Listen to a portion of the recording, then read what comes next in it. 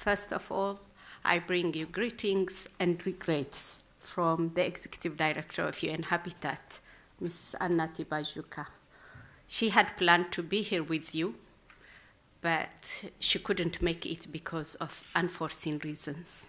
So I'll try my best to represent her here, and also I shall read her statement today.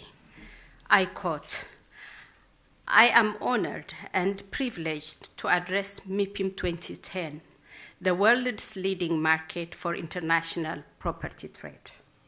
This is a place where decision makers from the international real estate and property market industry meet and come up with new ideas, new business models, and new approaches that will have great impact on the development of our cities. As an economist, that is the executive director, and the executive director of UN Habitat, the UN Agency for Housing and Urban Development, i.e. the city agency of the United Nations, I recognize, perhaps more than my peers, the critical role your sector plays in shaping the urban environment. Your decision influences form and function of cities for decades to come. They can help a city thrive or die. They can help make our communities cleaner and greener, or conversely, make us even more dependent on fossil fuel. They can promote social integration or exacerbate the social divide. The mandate of UN Habitat, as given from the United Nations General Assembly, is precisely to look at these trends and issues and help guide public policy accordingly. My particular interest is how to make housing more affordable by engaging the private sector. Without your full engagement in addressing this challenge, we will continue to see cities growing in chaotic ways as a result of unequal access to decent, affordable, and adequately located housing. We see the multiplication of poor dwelling environments, slums, and the occupation of disaster-prone areas, and urban informality of various kinds that have important consequences in terms of social cohesion, economic visibility, and environmental sustainability. Furthermore, chaotic urban development impacts directly on climate change.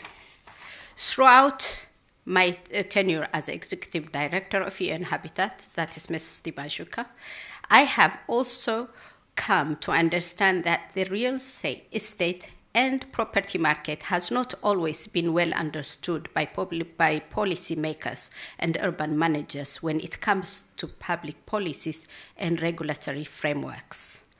Often, some measures with good intentions to protect the public good or benefit poorer households have resulted into the opposite effect. Rent and price controls are just one example of measures that cause distortions in the housing market. I believe that we need to enable the market to work, but make sure that affordable housing opportunities of different kinds, typology, price, and produced at scale in order to enable different social groups to live decently and with dignity. Only then we may be able to curb the current rate of slum formation that we find in different cities around the globe. At the same time, I have the impression that within your industry, there is still some resistance to the idea that you have a social responsibility to contribute to social cohesion in our cities. It is not only a matter of corporate social responsibility through involvement in affordable housing schemes. And certainly, I am not speaking of laudable charity programs that many of you here support. We should go beyond that. I am speaking of completely different form of engagement of real estate market players in being part of the bigger picture and helping to solve housing problems of millions of citizens around the world and contributing to making our cities, communities more sustainable. Hiding behind the slogan, "That is what the client wants," is simply not good enough. Let me highlight from the outset that there is a huge effective demand for social housing, for which governments alone cannot respond adequately, nor can the cooperatives or the self-help organizations respond effectively alone.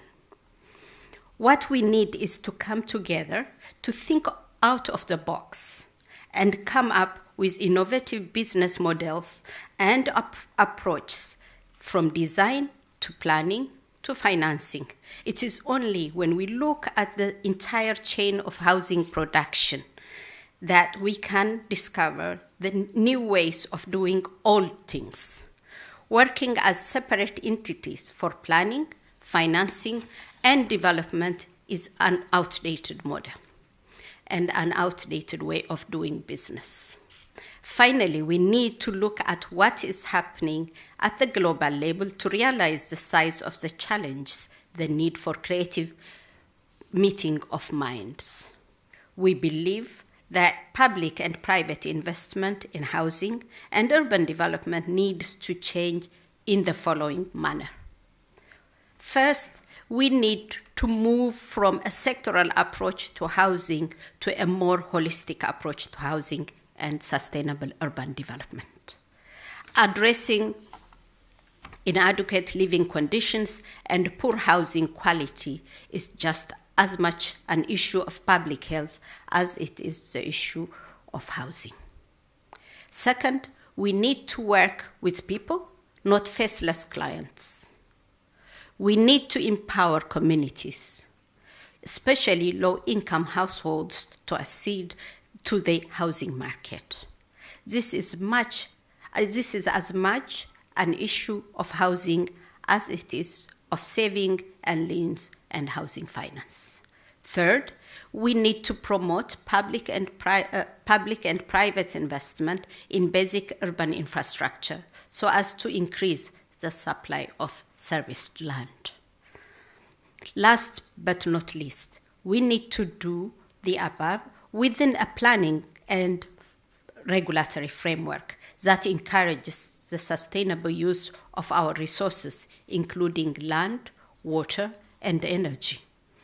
In conclusion, social housing bears many connotations that reflect outdated models of thinking. In fact, we should be talking about bringing new products to the housing market, about growing the housing market, and about growing our economies. Unquote.